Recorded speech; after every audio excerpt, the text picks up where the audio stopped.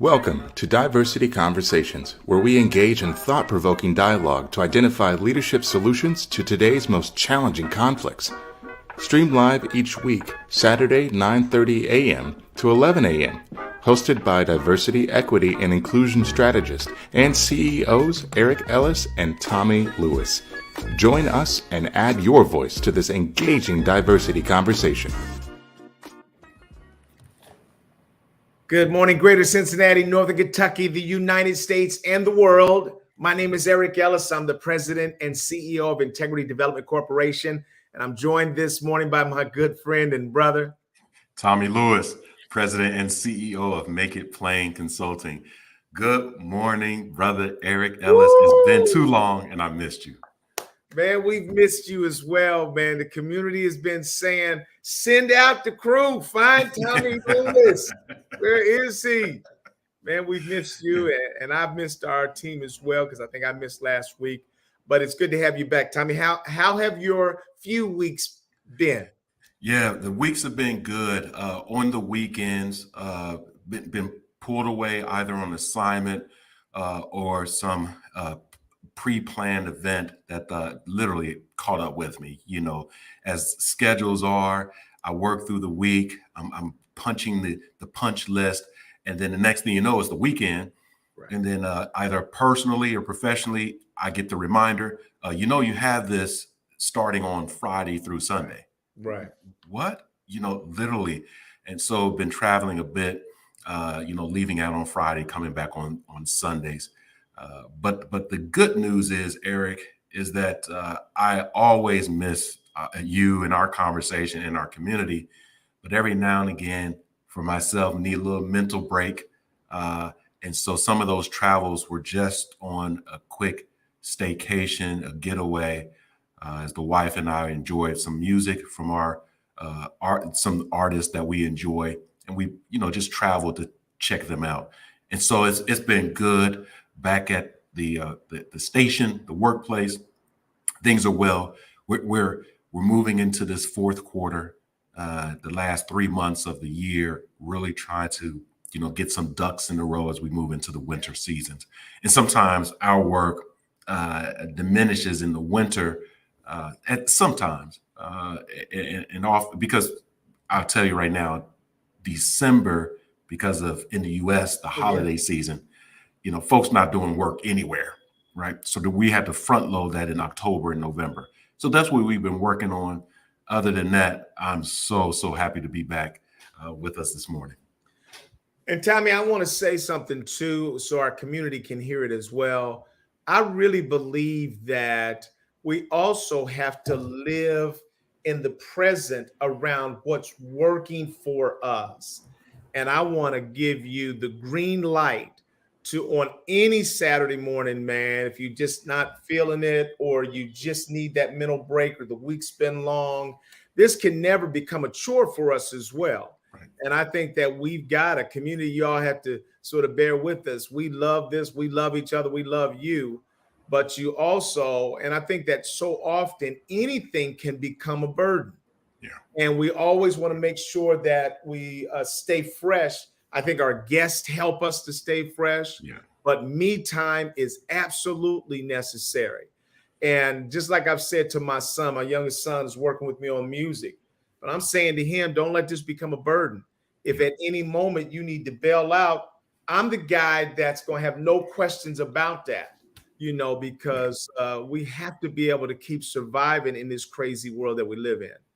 The number one thing I want to say on today is happy anniversary to my wife of 34 years, Judy Ellis. And today is our 34 year anniversary, man. We met on a blind date. I asked her to marry me in 6 weeks. We got married 6 months later. We had our first child a couple years after that. But man, this has been one of the greatest journeys of my life. I've now been married more than I've been single, and I certainly found the woman that God designed for me. And through all of the ups and downs and twists and turns, man, I am just so grateful that the love of my life, the only woman I've ever loved, other than my mother, my daughter, is Judy Ellis, and other Congratulations. women in my family. So I'm grateful to announce that, man. And just looking forward to our celebration today. I tell you, Tommy, I'm the worst gift giver. If you just leave me to my own devices, worst. She was just laughing about how her boss got on social media and of the first sort of wedding anniversary gift I got. I sent you this big basket over at Procter & Gamble, and all the co-workers and sort of filed around to see, oh, what did Eric send? We know it's something nice. Man, I don't know what I was doing, Tommy. I'd never really been in love with anybody, never really dated anybody. So I sent her a big old pretty basket, but in it had, because I was listening to her. I called myself listening. I got her some ham, water-based ham. I got her some diet candy. and I got her apron because she said she wanted to cook more. Tommy, that was the joke for 100 years. Everybody was just bawling, man, falling all over the place, man. And they was looking in the bottom. Is that it? Nothing personal. I was waiting. Hey, Tommy. I'm waiting by the phone. I get the gift. Tommy, I didn't know till 20 years in that I should just be listening to her. Whatever she say she want, personal gifts. Guys, personal gifts. They want the personal gifts. Don't get them a lawnmower. Don't get them a blender. Don't get them a newfangled microwave. They don't want none of that. And so this anniversary, I didn't do it on purpose, man. Yeah, right. Not at all. But I was thinking about the 23rd. So the 23rd was in my mind. And I know we both been trying to get exercise in, Tommy. Yep. So I ordered up these under the desk cycling.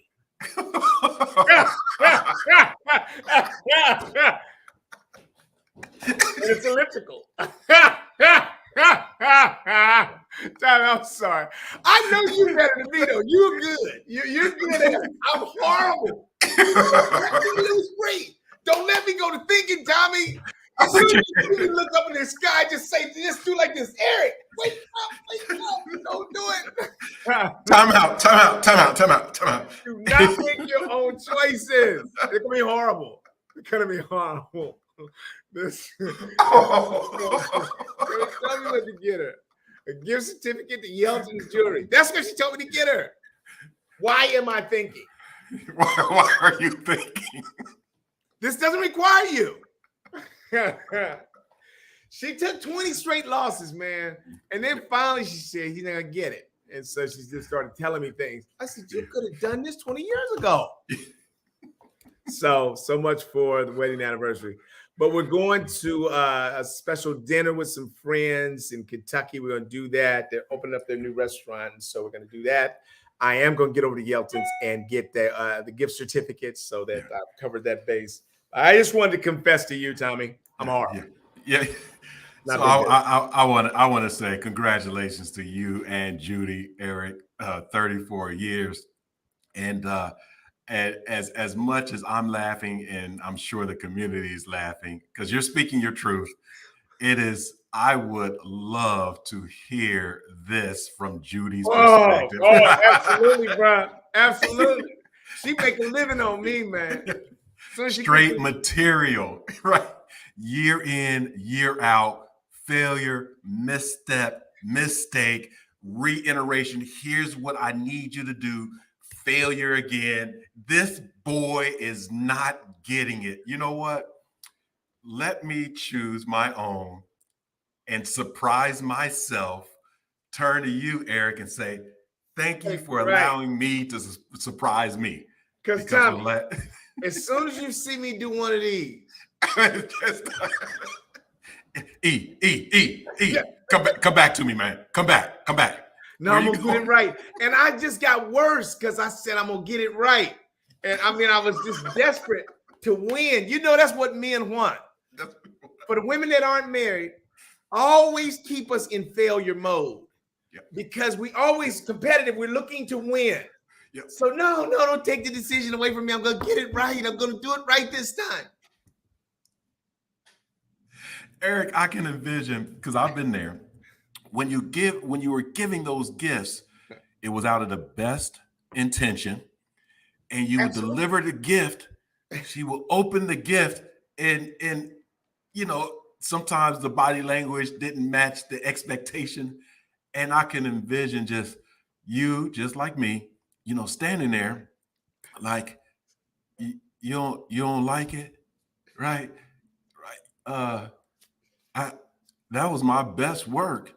I thought through that for 3 months. Right. I asked the retail person, what did they think? Oh, she gonna love those shoes. She gonna love them.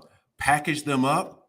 She said that she wanted an apron. I know she loves to cook. Let me give her something that she can do more work for the anniversary. Say what? Yeah, I'm gonna give her an apron so it can remind her of the work that she has to do, right?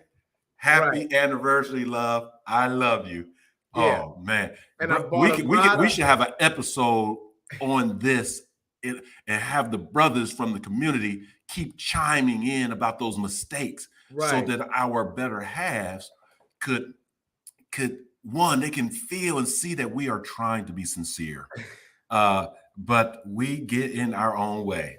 Eric. Yeah, I'll just tell you a couple of them because I'm a lover of watches. Yes. So I love watches. So I remember the first nice watch that I got Judy. It was a Movado, it was gold, it was nice. She enjoyed that a little bit. But Tommy, a watch one time is nice. Really? Another watch? Another watch? I'm not the one that loves watches. That's you.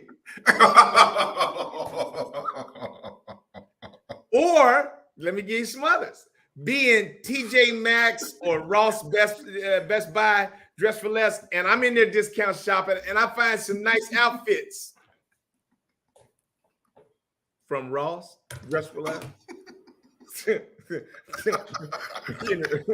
Sorry, Tommy. In the Ross bag. I mean, really?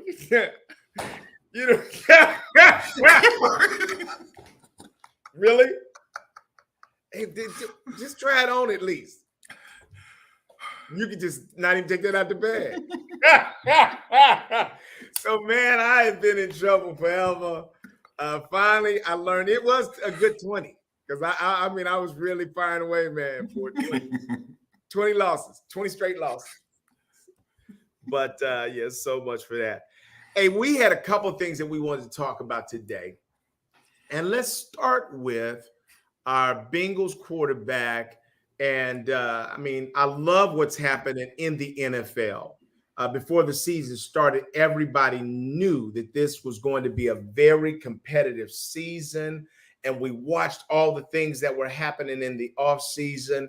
And everybody was sitting around wondering what was going to happen with Joe Burrow's, quarterback contract, because it was coming up. And he's got such a high billing in the NFL. He's done a lot of great things. He's done a lot of great things for our team, for the sport, for our town. And so we were all enthusiastic about Joe Burrow staying on as a Bengal. And we were grateful because it began to look like the Bengals weren't just going to be cheap the whole way. They started investing some money back in the program since Paul Brown's daughter's taken over. But it's almost like as soon as Joe got the big contract, man, before I think the first game, we're 0-2, and he's limping around. I just have a couple of questions to ask about the situation. One of them that we hear a lot about is the criticism, the heavy criticism that the black quarterbacks have all received. Every one of them have been criticized about how much money they are asking for, requesting. A lot of people say, I don't even like professional sports anymore because those guys make so much money. I've gone to college. What are your thoughts about this What are the diversity elements in this, Tommy? And what are we to think or do with that? So when we look at the NFL players, the first position that has the most number of minorities, particularly African American players, is cornerback, defensive back. If you look at the NFL, literally 99% of players in this position are African American. And then we transition to running back and wide receiver. Now, those are the three lowest paying positions in the NFL. Right. Even with punters and kickers, those positions. And so the quarterback, the quarterback, Eric, is considered from a business perspective, the NFL, the business, as the crown jewel. It gains the most market share. It has the highest market value where it can drive revenue. And so the NFL was they were in a crossroads where we have to drive revenue by ensuring that our product, the teams on the field and the games that are played, are generating television sponsorships. It's generating eyeballs and butts and seats. But the play at quarterback had been diminishing. It was very boring. Yeah. Drop back, pivot left, pivot right, throw it down the field. Right. Every 10 to 12 plays, there's a sack. That was boring. Right. That quarterback couldn't get out of the way. So almost look like a big golfers. You get sit back, Pittsburgh Steelers, just throw. So fast forward, put in the athletic quarterback, previously not known for thinking, quote unquote, the African American. Now that African American quarterback is a thinker, they're a strategist, they're a game manager, they're athlete, they're a winner. Market value for that position begins to go up. At the same time, there's a diminishing number of white athletes / quarterbacks, right? And so the NFL and its fan base were confused. Do we continue to support a league that we want to have, but it doesn't look the way we want it? Right. With all that being said, Eric, all of that is on the field. The business of the NFL is off the field. So when you look at the owners, 99, or if not 100% white. When we look at the general managers of the teams, we can go down the list. And so in closing, when you have the African-American quarterbacks who have researched their market value and decided that I am worth more than the team is providing because it's way below the market value, I'd rather sit out, right, than to play. That started happening and increasing the market value. So when Joe Burrow comes around for a contract renegotiation, he's waiting to see what the other quarterbacks who are in different markets, et cetera, what they're getting paid. And at the same time, the NFL transitioned from moving away from contact during preseason, lessening the games of preseason, extending a game in the regular season, which was exacerbating the liability for injury. And that's what happened. There was an injury, soft tissue injury, that's not easily resolved. And that's on the heels of, I'm going to wait to sign this multi-million, almost $500 million contract. And now the Bengals are in a position where mid-market, crown jewel is injured for real. This is not a negotiate the contract play. He's hurt.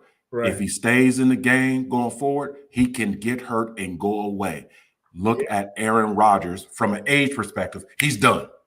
We're not going to see him in the NFL again. That's what I think was happening. Yeah, Tommy, thank you for your wisdom on that, man. It's just so valuable. And I'll tell you that you almost have to toss the season. You almost have to toss the season because you cannot afford to have this guy because he's an honorable guy and he wants to try to do the right thing, get out there limping. This is not a limping man's game. It's not a limping man's game. And we're already 2 in the hole in our division. And so I think that, but we still just, what we see in society, it translates into how we deal with it in sports, in business, and we still have a long way to go. I love Joe Burrow. He has garnered and earned our respect because he cares deeply about all people. He's just a small town guy, but he is, even celebrated Black Lives Matter, and he's about equity and justice, man. And one of the finest compliments I ever heard was Avondale say, "Joe, you good here." Yep. When I saw that, man, that just really touched my heart. So I don't want to make race and his money the issues together. He earned, he was he's justified in the money that he got. It's just that we have to also provide that same kind of respect for other players, even when they don't look like us. I agree, Eric. I really think that, obviously there's an upcoming Monday Night Football game. I don't think that Joe Burrow should play at all. That's right. I actually think that he shouldn't play for the next 2 to 4 weeks. That's right. If the team goes down and loses and we're 0-6, whatever, like you said, the season might be a wash. We may not make the playoffs, but we have an investment. All of our players are investments, right? Right. And so if we're playing the long game, that's 3 to 5 years, right? To go playoff, Super Bowl win. That's what we're trying to do. Right. Cincinnati Bengals. Again, playoff, Super Bowl win. Right. Trying to win the Super Bowl. The revenue and the notoriety that the Bengals have experienced in the last 3 to 4 years because of Joe Burrow and supporting staff has brought more revenue, again, to the Cincinnati Bengals just on airplay, going to the Super Bowl, etc. So hold on, everybody. First, don't overreact. The season's not over. 0-2, we've been there before. But if you're a professional in the Cincinnati Bengals team and you are drafted and developed second string for a couple of years, next man up. It's time for you to show up. That's right. Let's develop those guys. Let's develop those guys and get everybody strong for next year. Because it's a game of attrition now. It's really who's left at playoff time. And literally you got to use professional football is almost getting down to everybody that's on our team has to play. Because we got to spread out the hurt and the hits. We got to spread that out over all these guys. So second and third almost got to be ready in every position. Because it doesn't matter how pretty you look throughout the regular season if you're not there at the end. If you're not there at the end, we're done. Let's also pivot then to Deion Sanders, primetime, and what he's done at Colorado. And I'll tell you, man, that Colorado State game, let's start there. And I'll tell you, Tommy, I'm going to say to you, 2 black coaches, but what overshadowed that were some of the comments of the head coach of Colorado State, the things that he said about Deion Sanders and his style. There's a part of me, though, that's wondering if they staged that, Tommy. I mean, I haven't heard anybody say it. Maybe it's just a fantasy. Sometimes I come up with fantasies and then want to make them real. May not be real. But I know that all of this is entertainment. And I know in boxing, that's what Ali and them were always doing. I mean, you really had to throw up some controversy to get the eyeballs. And it certainly worked because everybody in the world was watching that football game. And I know the game did not disappoint, man. I mean, it may be the game of the year, almost of any sport. What we saw in terms of Colorado State actually, in my view, outplaying Colorado. I think that Deion's son had a lot of weight on his shoulders because of what had been said about his father. His father's now said a few things, and it took them a little bit of time to get it together. And that boy on Colorado State defense, man, Camaro, whatever his name is. He showed out. I mean, he looked like he was trying to kill Deion's son. I mean, the one that they just threw him out on. I mean, just targeted him, hit him in the head, and then put the full body on him. All the things you're not supposed to do. He said, "I'm putting him out and we'll win." Yeah. Thoughts? Yeah, Eric, you mentioned it. You know, it's entertainment. The adults in the room, if you will, say the head coaches. Deion Sanders has been around football for a long time. Right. He's been coaching for a long time. In fact, Deion Sanders has been coaching Pee-wee football. So what does that mean? As an NFL Hall of Famer returning to his community to take the NFL game, language, and machismo to minimize that to 5, 6, and 7-year-olds means that he knows how to motivate players. You have to understand that science. Now, you move up, and he's still a professional. He's still an entertainer. He still knows how to bring people to the television sets. And in that, you got to have some drama. So I don't know if it was intentional, but I think that lips got loose in the spirit of competition. Yeah, we just start talking. Look, we golf, for crying out loud, and we golf with a lot of guys, some old heads, been around for a while, some new bucks, if you will. Folks start talking, right? And it's not out of spite at all, right? But it's like, I'm going to say something. I may not say it directly to you because I respect you, but I'm going to backhand slap you. I think that's what happened. Unfortunately, those are the adults, but we have our kids. We have young people, 18 to 22 years old, that may hear the arguments of adults and take some personal offense to that. Right? Take a personal offense. And because of who they love or what they love. And then their behavior shows up in the heat of battle. And so from the late hit to the drive to the ground to the poke in the eye, it was going both ways, some more vicious than others. At the end of the day, it is entertainment. I think the coaches handled it okay. Deion, I believe, handled the carnage with mastery. Right. Young people should not be receiving death threats from the hip.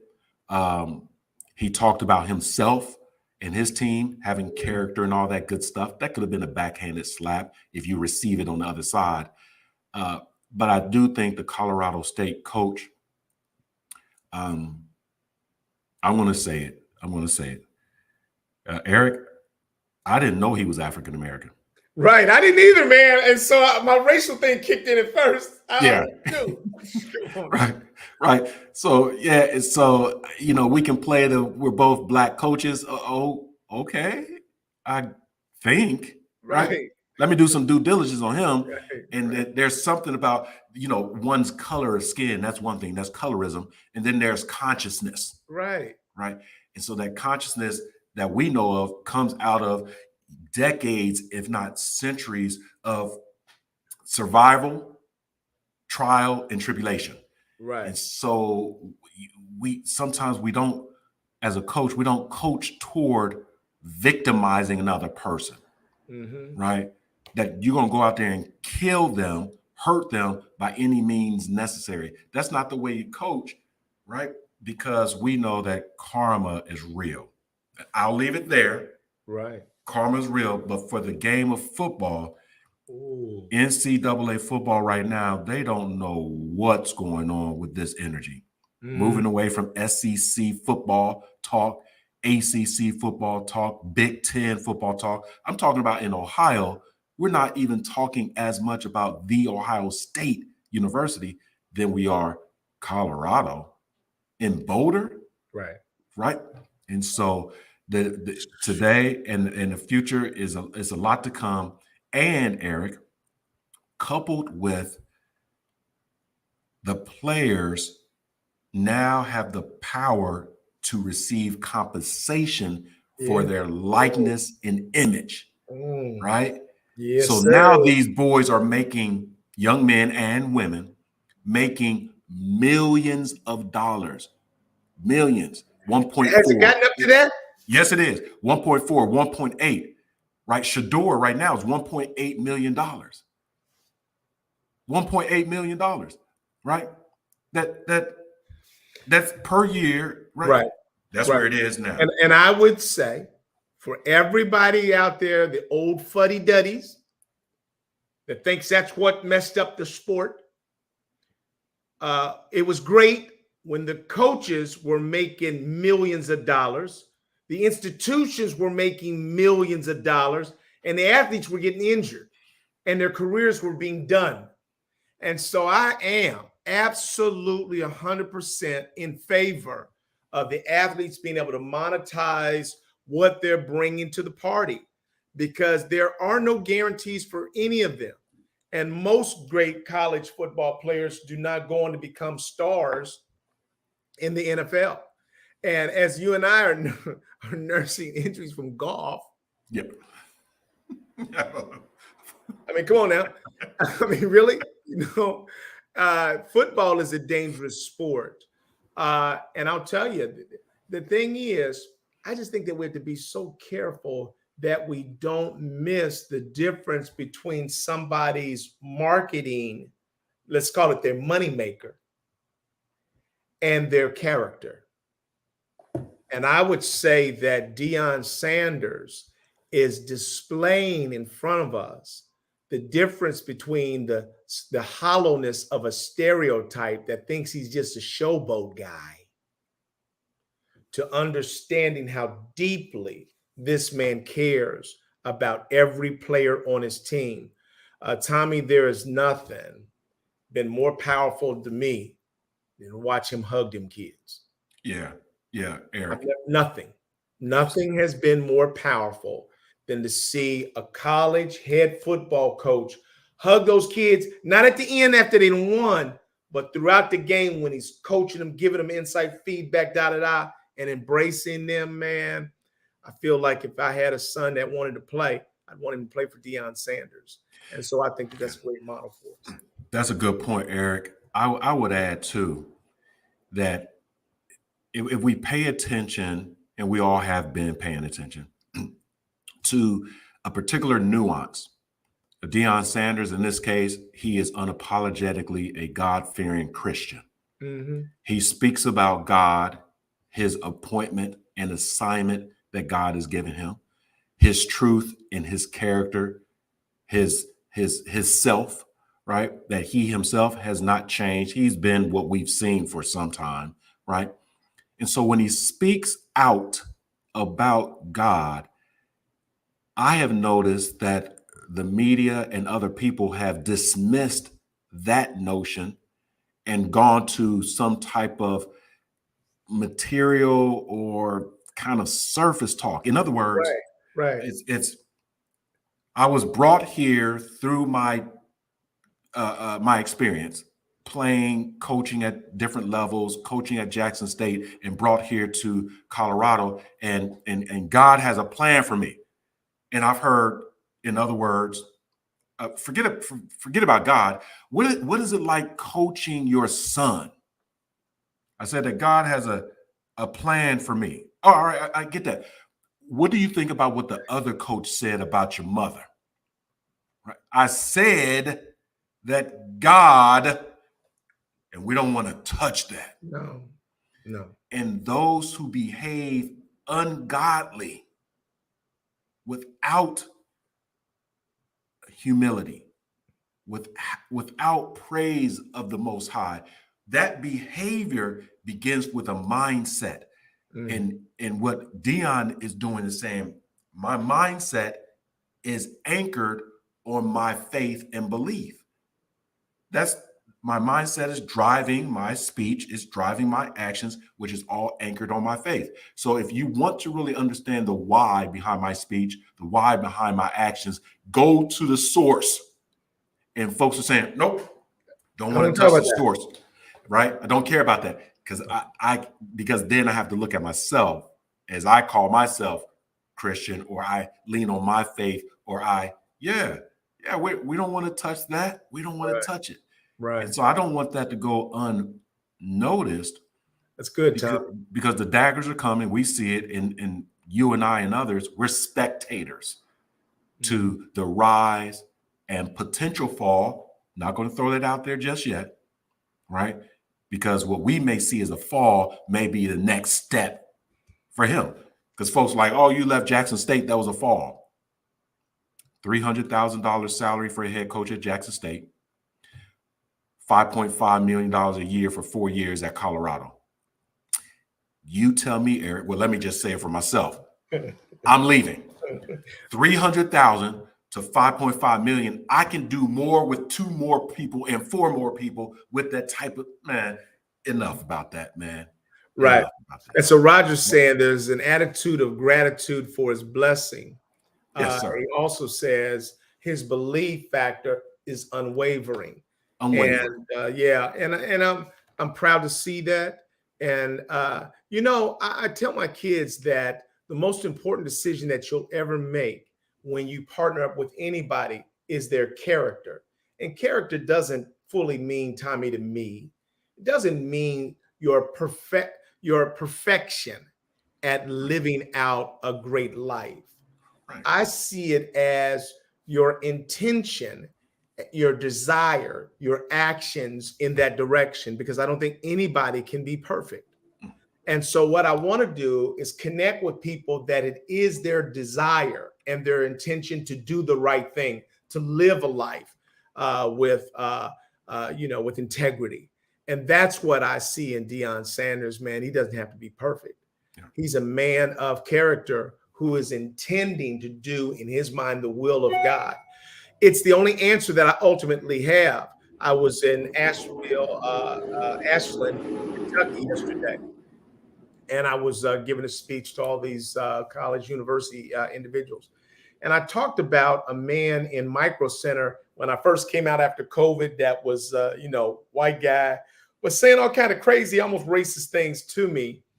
And I said to them, I chose not to respond to any of those or even be offended by them, because I could see that his intention was to connect with me. And so because that intention came in a kind of clumsy, awkward, racially biased package, it didn't offend me. That's what I mean. Yeah. Is that sometimes and they said, well, how did you do that? I said, well, on my good days, then I follow my faith and the love that God has given to me is what I try to give out to others on my good day. I said on my bad days, I sometimes fall prey to that kind of bait like everybody else. I said, but for me, it is my desire to respect people in all the ways and packages in which they come, because I'm going to need the same grace from others when my humanity causes me to make mistakes. So, Eric, I think that the question, so how did you do that, is interesting. Mm-hmm. I do understand the background. So how did you do that? I do believe that how you did that and how others do it is, one, mindfulness, mm-hmm. being in the moment, right? And being in the moment is not, let's take a look at 40 or 50 or 60 years in the past, and let's not project into the next 20, 30, 40 years in the future. No, let's stay in the moment. That's one, mindfulness. The other is the discipline of choice. Mm. I really do believe that. So the question is, so how did you do that? How did you not get offended? I chose not to be offended. Right. How did you just listen to him? Right. I chose to listen. Right. And so that's how I did it. If you can't do it in the outcome that you saw me do it, then that's your choice. If you choose to get hijacked, if you choose to make a bad decision, you may recognize it's a bad decision after the choice. If you choose whatever, it's your choice. It's the discipline of choice. Right. So now when it happens in the moment, I'm gonna I'm going to stay disciplined. I'm going to stay within my mind. I'm not going to lose it, right? I'm not going to lose my mind in this. I'm not going to project. I'm not going to assume. I'm going to be in the moment. And that is a skill, a talent, and a competency. Right. Yeah, it's a skill, talent, and a competency. I love that. I mean, Tommy, you see somebody, Brooke has already hyped it, the discipline of choice. I love that too. Yeah. But I'll take you even a step further, Tommy, and say that it wasn't even hard. Right. I'm sorry to bust some people's bubble, but I didn't sweat that out. When he was saying all kind of crazy stuff, you know what my mind was doing? It was comical. I mean, my mind was really saying, this is the wildest stuff I've ever heard anybody say. But he reminded me of some of my uncles and cousins. I mean, I was just, so for me, I was just hollering on the inside. Like, that is outrageous. I hope you don't say that to anybody else in the world, man. And it was just funny. I think that we kill our own selves, man, if we start internalizing that foolishness. I mean, I'm looking at him, man. And I got some own biased thoughts. I mean, you look almost homeless, bro. I mean, sorry. I mean, sorry. I'm sorry. It's not always holy in here. Right. Not always. No, not always holy. And so we live in a human world, man. We have to laugh at ourselves, and sometimes we have to laugh at others. And we cannot allow ourselves to be beat down and depressed by external factors, man. Yeah. Yeah. And I think and so a guy came up to me after my talk, and I don't know if he directly tied my response there to what he was going to ask me, but he was asking me about what should he say to a white gentleman, what should he say to staff of color, that he has two different staffs, some that everything is positive, blue sky and sunny days, and others, all they see is the oppression that they're under. He says, can I tell them that it's all an attitude? And if you look, I said, well, I'm sorry to say to you that there's a thing called in-group privilege. Yes. And if you're not a part of a cultural in-group, then sometimes you don't have the privilege to give them that kind of feedback. Yep. I said, it's almost like people that are significantly overweight can call each other names. But if you as a skinny person try to do the same thing, that's not accepted as offensive. It's like Black people sometimes using the N-word with each other. But if you use it as a person outside that group, it's going to be offensive. It's like white people calling each other redneck, and drinking it up and having a ball. But you start using that, and it's going to be a fight. Mm-hmm. And so there's some sophistication that we have to have around understanding that two things can be true. That same man, somebody that might have taken them over the edge, man, because they've been up against that particular week so many negative, biased things that was the last straw. And so I'm not sitting in judgment of them, Tommy. We can only do what we can see. We can only live out that which we can imagine and see. If we can't see it, then we have to live with the challenges that exist for us. Yeah, Eric, I am always blessed to hear your stories and hear our community stories that, for you to be presenting to this group of people, and you have your own experiences and you speak from your heart to the heart, that will drive someone to rush up to you after your presentation to share a comment, ask a question, or simply even listen, be in your closer proximity, right? I'm not trying to say holier than thou. That's not what I'm trying to say. I'm trying to say that the energy coupled with your integrity, your character, your intelligence, and your experiences is attractive. It's attractive.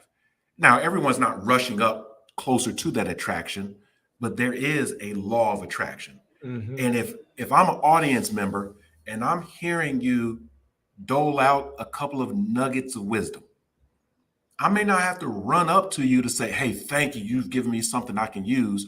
I simply turn and walk away and use it. Right. And that's what people do, right? Right. I just turn and walk away and use it. Hey, here's the key. The door is behind you. You don't have to run up to the person that gave you the key, say, thank you for giving me the key. Right. If I wouldn't have the key, whatever. No, you just say, thank you for the key, turn around, use it, and go through that door, right? And That's that powerful, Tommy. door of opportunity.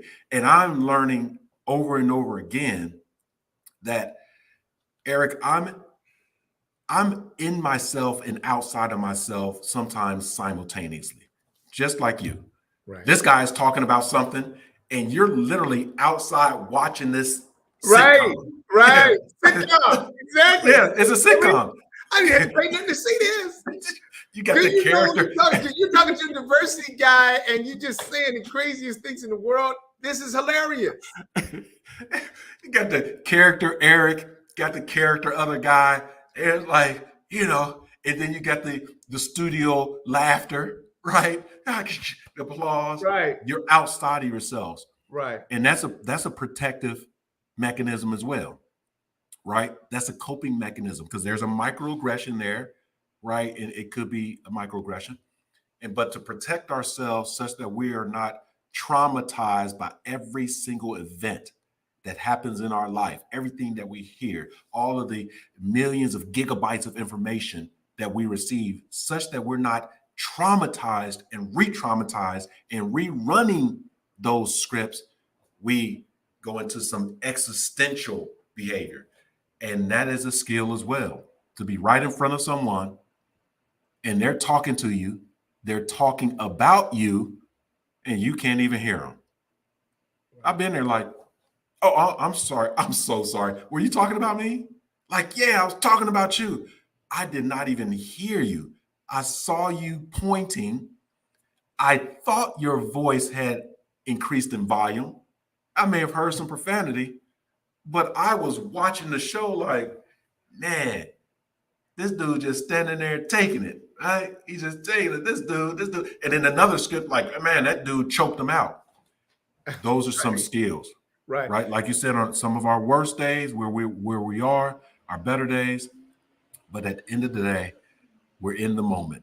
How are you going to allow the moment to define you? That's right. Tommy, let me go back. And as I say oftentimes after you said something profound, I say I want to slow down the picture. I'm going to slow down the picture of what I just went through yesterday in Ashland, Kentucky, as the keynote speaker at this conference on inclusive leadership. So, because this is what you and I do, Tommy. So here I am. I'm driving to Ashland, Kentucky at night. I leave from Westchester, and it takes me 275 east to Batavia. And literally, Tommy, it felt like I was going through every neighborhood street from here to Ashland, Kentucky. And I was like, what? I mean, I couldn't believe that I was, going back streets the whole way. And I was nervous about what this was. And I finally got there last night. And then I got ready to speak yesterday morning. And I had all my slides and everything. As you know, you and I always, are prepared to deliver a presentation. And yet the person who had invited me, Al Baker, a super guy. We were talking before my time to speak. And we talked about a number of things. And then he told me that 9 months ago, he lost his daughter. And he said, Eric, I think I lost her, from it may have been suicide, but it was really a lot of the stress and the anxiety and depression that she was under. And so he said something to me, Tommy, that you and I don't often hear. I was telling him I'm still working. I'm getting everything prepared. I got my last changes on my slide. He said, Eric, just do you. He said, have your way, man. Be free. I know it says an hour on there, but if you go an hour and a half or whatever, man. And I heard him. You and I so often are looking at the objectives that we wrote up and the script that we sent to them. We're trying to make sure that what we're going to deliver lines up with every bar of what.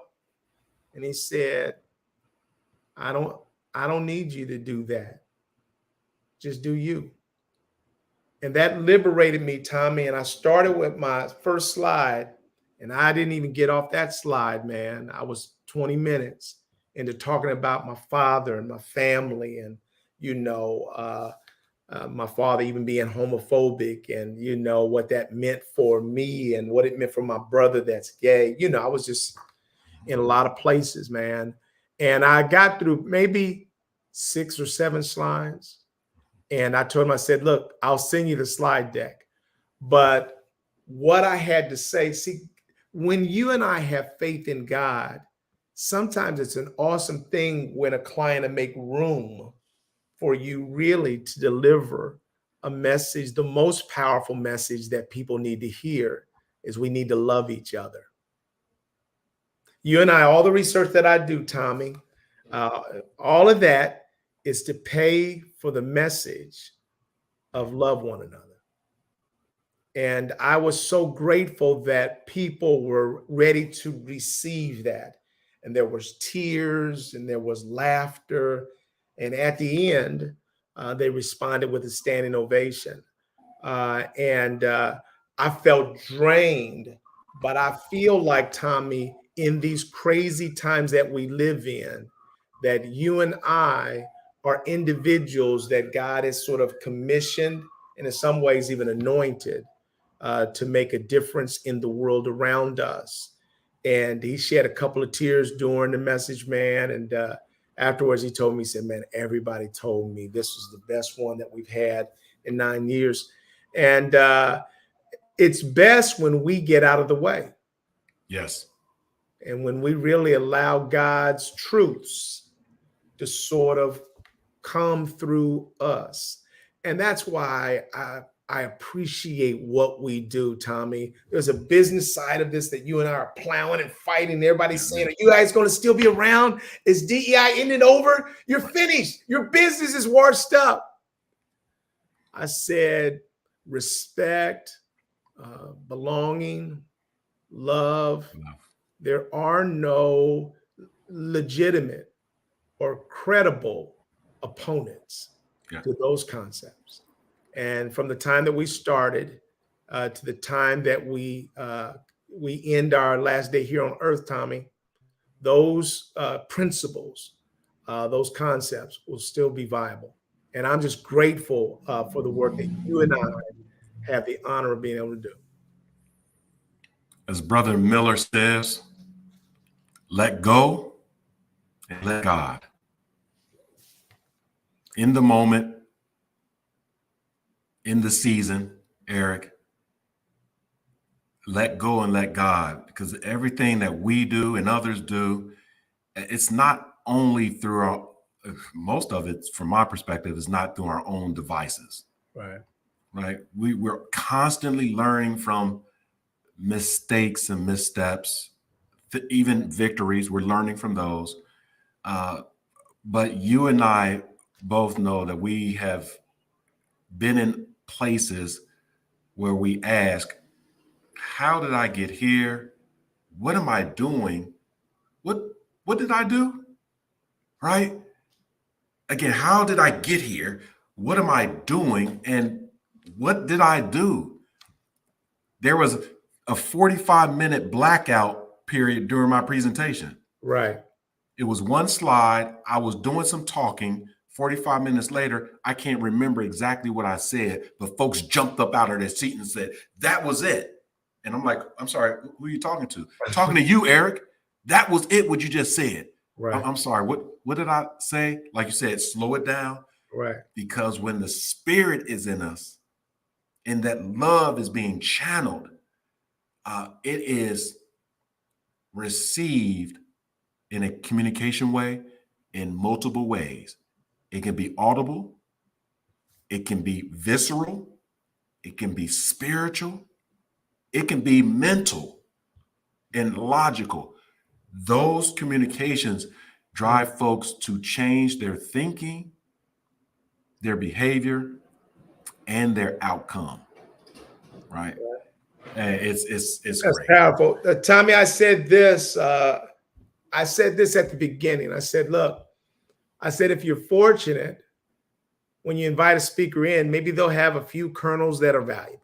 Yep. They've done their preparation. Hopefully, they bring something that may be of value. I said, but you know what I've learned over the years?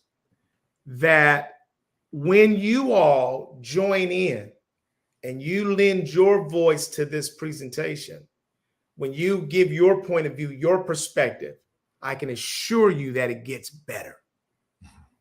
So I told him, I said, at any point during my talk, if something comes to mind to you, I don't care if it relates to what I'm saying or not, just jump up, raise your hand, or just jump up. I don't care. You feel like you're about to go to sleep, jump up, because you all together add the kind of value that will make our time together worth it. And Tommy, there were several people, man, that were throwing in just gems, diamonds. And I'm just grateful to be able to be a facilitator of a conversation about how do we figure out how to care about one another. Because until we know each other, until we hear from each other, we'll never care about each other. And so I don't care what we call what we do. At the heart of it is a message that says that God has put you and I here on the earth. He is love. He loves us.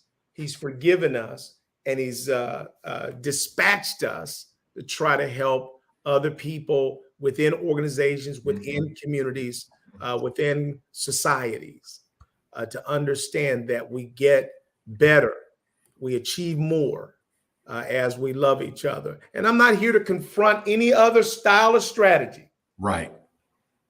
Yep. Everybody got to do what they got to do. And I'm not going to spend any energy trying to criticize other approaches that people take, because I think that in the diversity that exists in the world, there's a lot of different ways to achieve success. I'm just grateful the way that you and I get to do this. Yeah. Yeah. Any more comments, Tommy? I know there was something else that we wanted to touch on, man, but this is really at the heart of it all. You talked about a mindfulness, a retreat that you went to, a leadership thing that you went to. Talk about that, Tommy. Had a great opportunity, Eric, to join a company in Virginia. Been working with the company for about 4 years. It's called Encircle, ENCIRCLE, Encircle. So if you look at Encircle, they're in Virginia and West Virginia. They provide education and housing for our citizens who are mentally and physically disabled, right? These homes across the state, thousands, if hundreds of thousands. And so they have a large director and above staff. About 120 people came together for their annual leadership summit. And they invited me to facilitate the full day summit. And the theme was around mindfulness. Right. And so typically in your leadership summits is around some leadership objective, some strategy, right? Driving the business is operational. This time we spent the whole day just focusing on self. And so part of the exercise that I was providing to them was that they were giving these miniature mirrors and magnifying glasses. Wow. And so throughout the course of the day, as part of that, they also had a journal. They would either identify something that they were going to focus on with themselves, right? Focus on their family, focus on their health, focus on their mental well-being, right? Powerful. Whatever they're going to focus on, they're going to use that magnifying glass. And then they had their little mirror. And so in times when we were having the table discussions, or we even took a walk for a half an hour, just a random solo walk or a small group walk, right? And that they could look at the mirror to ask themselves questions. I believe in my organization, Make It Plain Consulting, its tagline is to help individuals and organizations uncover their inherent strengths for sustained growth. In other words, I believe that the answers to people and organizations are inside of themselves, right? Inside of themselves. And so if they look back. And so we spent a whole day, Eric, and I'm very very, very blessed to have a friend, a colleague, a partner in Mr. Ray Radke, their president and CEO, Pastor Rick, who's the chairman of the board, who truly sees value in people and said, time out. We've experienced a lot of loss. We have had more people in the last year, maybe 3 or 4 people staff who have died and transitioned. We've had some of our citizens, our residents who have died, right? And that we tell our staff, keep going. Right. And so we were able to take some time out. With that being said, just for one more moment, Eric, I know we're against our time. I want to give a shout out in the same vein of mindfulness, wellness, and health to my sister. My sister in crime is actually Joe Kelly's wife, a friend of me and my wife, Tiffany Kelly. She lost her mother last week after a battle with cancer, short battle. Mm-hmm. So I want to tell Tiffany that I too lost my mother, my father, my sister to cancer. I'm not a friend of cancer. I'm not a fan of cancer at all. But I will tell you, Tiffany Kelly, that you and your crazy humor, your tough and hard love, your commitment to helping people, because they run Kelly Youth Services, helping our young people in foster homes find their way, to be you. Your mother would expect you to be you. Laugh, be concerned, right? Crack other people up. And trust me, as one who lost their mother, father, and sister, to say, when you continue to be you, as Eric mentioned before, you are free. You'll never forget your parents. Never, right? They live in your head, in your heart. But I'll tell you, there's another time. Right. I want to co-sign that for Tiffany. And I also want to utilize those same beautiful words, Tommy, that you just shared with Tiffany to Kim McCullough. Kim McCullough just lost her husband, Steve McCullough. And I'm going to the funeral now. That's where I'm leaving to right from here.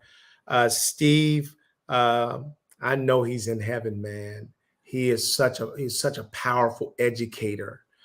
There are few people that we encounter in our lives that we want, that we know that they are our mentors, whether we use that language or not. It's their wisdom and their character stand so tall that they are our mentors. And Steve was a mentor of mine, and I love and miss that brother, man. And he had powerful knowledge of the word. And so I want to let Kim know that we love her and that Steve is in heaven waiting for those, the rest of us, if we're fortunate enough to make it. So let me just say a word in prayer as we close out, Tommy. Mm-hmm. God, I thank you for this moment. I thank you for my friend and brother, Tommy Lewis. I thank you for those that are in our community, Lord God, that show up each week. And I thank you for Tiffany and her loss, and Kim in her loss, Lord God. I pray that you will be with them, that you would anoint them to recall all the beautiful things that existed in the one that they love. Those things still remain. Bless us in the work that we do. And in Jesus' name we pray. Tommy, I love you, man. I appreciate you. Love you too, Eric. All right. Get them straight tomorrow. We'll do. Take care. All right.